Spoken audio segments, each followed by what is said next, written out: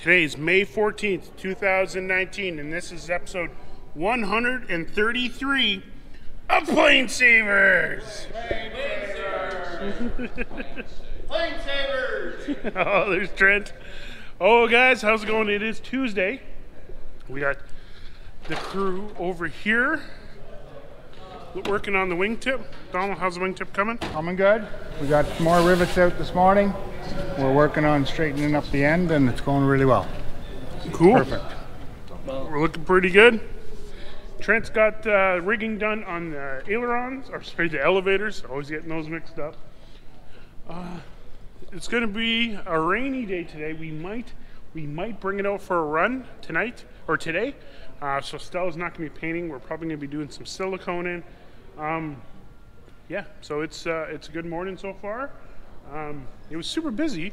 Literally, when I turned the camera on, there was like lots of people, and then everyone disappeared. So let's wait for a few seconds and dive right back into it. Well, Trent, what's going on? Well, we've got some damage that was sustained on the bottom of the wing here. So we've opened up this inspection panel, and we're just doing an internal inspection through fiber optics. Big word of the day on the Snap-on BK6500. You sure you haven't worked on airplanes before? Well, just on engines.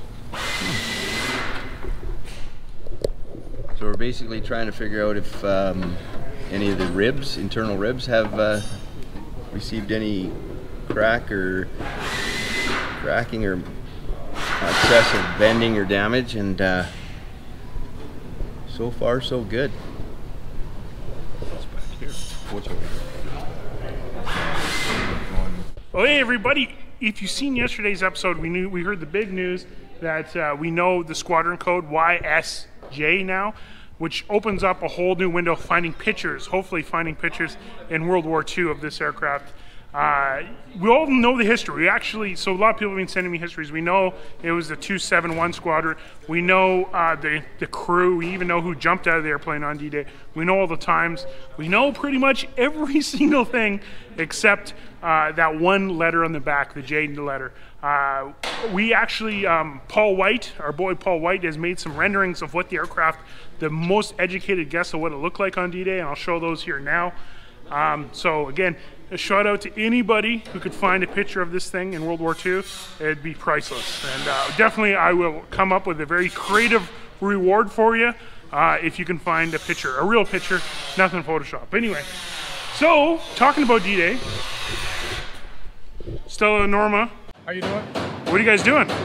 Well, we started to put some tape to where the stripes are going to be. Which stripes? Well, the invasion stripes. So we're going to start with a white stripe in the back. So it's going to be 15 inches, I think, with 15 inches from the front of the tab there. So that first line there of masking tape is going to be where the red, not the red, but the black stripes are going to be defining the white stripe, white on white, you know. And the second masking tape there is going to be showing where the first black stripe is going to start. The trick is to make the line look kind of straight. So if you look that way, with the roundness of the fuselage, it's the tricky part is to put the tape so it makes a perfect line. Eh? So we use this excellent jig here, made by myself, professional plane painter. There we go. There you go. And using the rivets here, so I lined this on the rivet, and this is where right here. So we started 15 inches from there, and from that bulkhead here, you align the rivet with the side of the tape, you know, and we go all the way like that, so it makes it straight. There we go. Yeah.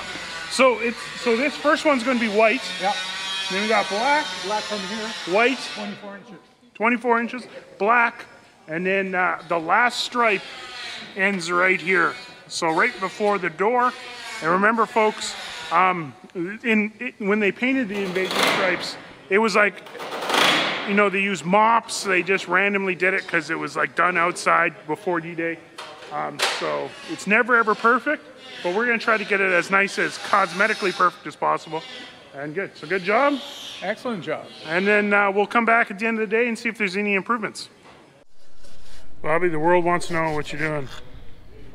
Well, installing the landing light. Oh, the landing light, the brand new landing lights. Brand new. Whoa, in the here? Brand new. What's the process? Mounting bracket. Well, we install the light in the bracket, hook up the wires, and screw everything together, and then we mount the bracket and the light right there. We've already tested the continuity of the wires with the electrician avionics fellow Will.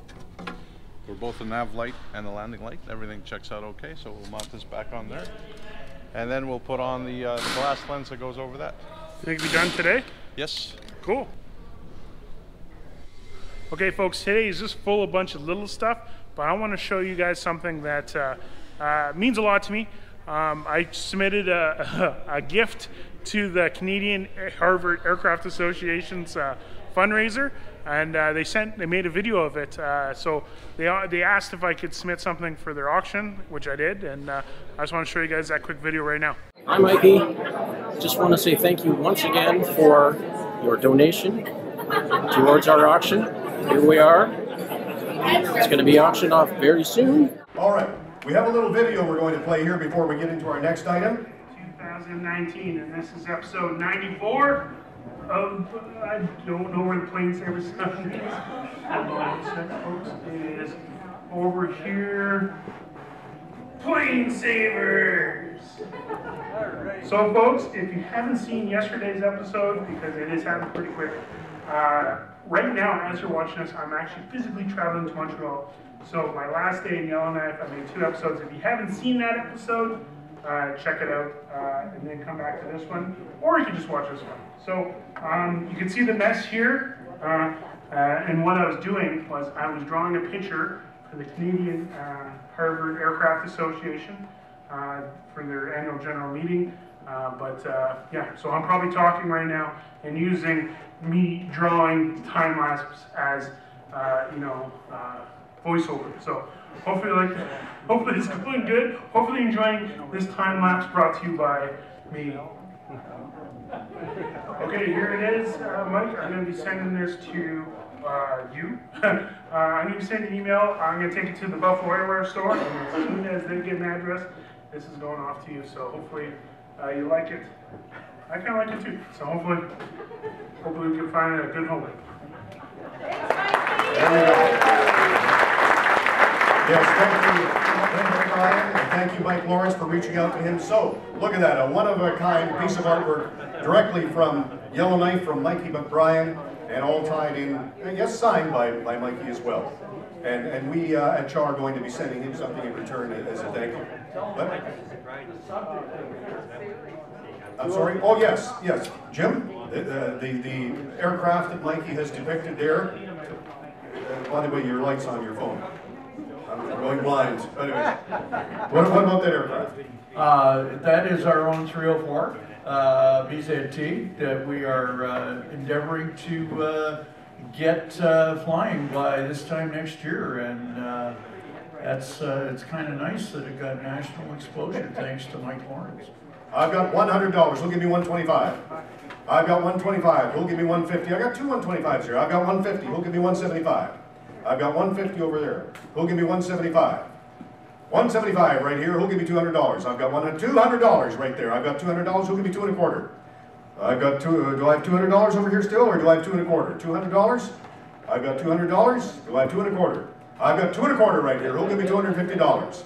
I've got 2 1/4. He'll give me $250. I've got 225. He'll give me 250. I've got 2 1/4. He'll give me $250. I need $250, 2 1/4, 225, 225 going once. I've got $250 here right now. Yes, I've got 250. He'll give me 275. I've got 250. I need 275, just another $25.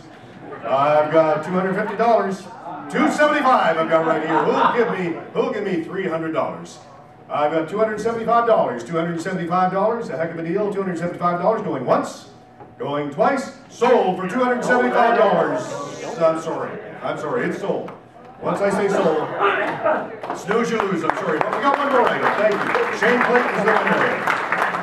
All right. Our final item. Hi Mikey, hi PlaneSavers. Just want to say thank you once again for your generous donation to Canadian Harvard Aircraft Association. Ronnie, what are you doing up there?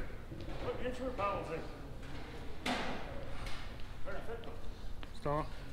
Look right there in the corner. Right there. TCA! TCA? Trans-Canada Airlines? Trans-Canada Air right on the window frames. And we're putting them back in. Oh, that's cool. So hope you guys liked that video. I'm very happy that it raised $275.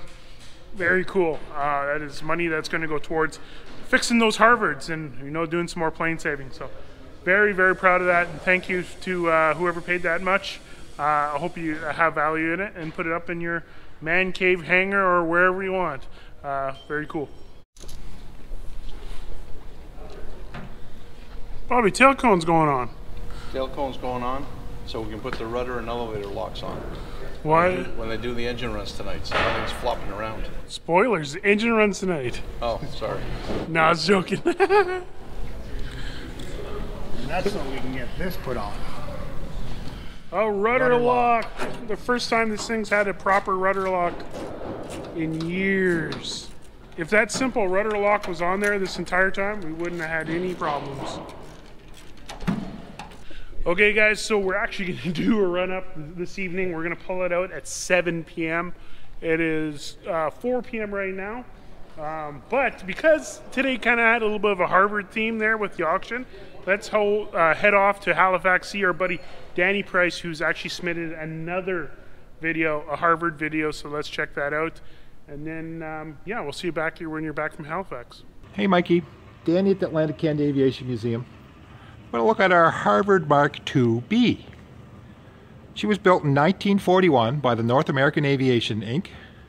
Served in Canada as a trainer. We acquired her in 1996 from Canadian Museum of Flight in Ottawa. So we're going to have a quick look around her. She was a trainer aircraft. Trained a lot of pilots during the war and after the war. So you could have trained on this airplane similar to this after the war, and you could have flown the Sabre. So we'll walk around her here. She's in pretty good shape. It's mostly complete. There's her numbers. Now we're going to walk up on her here. She's a little easier to get into. There we go. Get up on top of her here. We'll look back. Pretty simple to open. There we go. Look to the back. Look to the front. And yeah, we put our airplane pretty close here. We got to squeeze them in. Okay. Look at the wing here.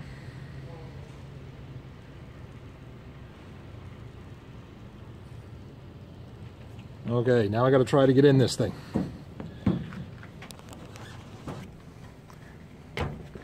There we go. All settled in. As you can see, she's pretty complete.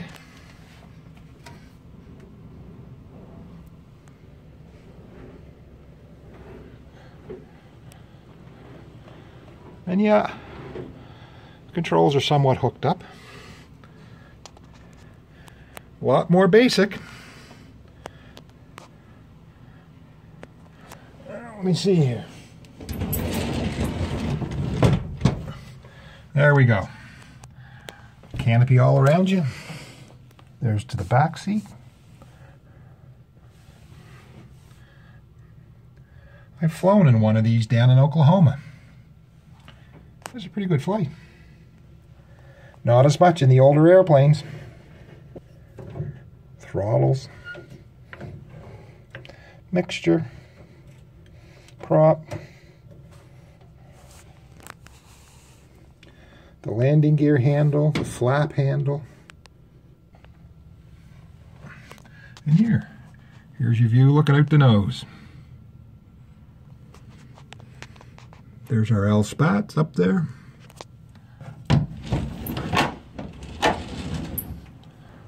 Now that's what I call flying close formation. Anyway, Mikey, there's another one. I hope you like it. Let me know what else you'd like to see. If anybody wants to come down, the museum opens May the 18th every day of the week. Up until that, we're open on Saturdays. Anyway, guys, thanks. We'll talk at you later. Bye. I wore this hat 23 years ago to identify myself as a member of the McDonnell Douglas Technical Training Team. I consider you the lead volunteer. Please wear it if you feel comfortable with it. P.S. I was a mechanical electrical systems instructor on the F-15, F-18, T-45, and AV-8B aircraft in St. Louis, Missouri. Todd, the Boeing guy. Oh, cool. Look at that. What's up? There you go. My new hat. From the Boeing guy. From the Boeing guy. Thank you, Boeing guy. Excellent. Put the hat on. Thank you very much. Okay, folks, hope you liked that video from Danny. Thank you, Danny. Today is a little bit of a weird day, as I'm going to be filming an episode tonight, actually, too, because we're going to pull this thing out and do a power run, but we're going to do it at 7 p.m., which is by far after the cutoff for the PlaneSavers of the day. So because it's a little wet outside, Norma and Stella didn't finish the stripes yet, the invasion stripes. But yeah, so that's where I'm going to leave it tonight, folks. Hope you liked today's little short, quick, sweet episode. But tomorrow, I'm going to start off right now with a little time jump, I guess, with taking this thing out and doing an engine run. So come back, see us tomorrow, and we'll see you soon. Bye.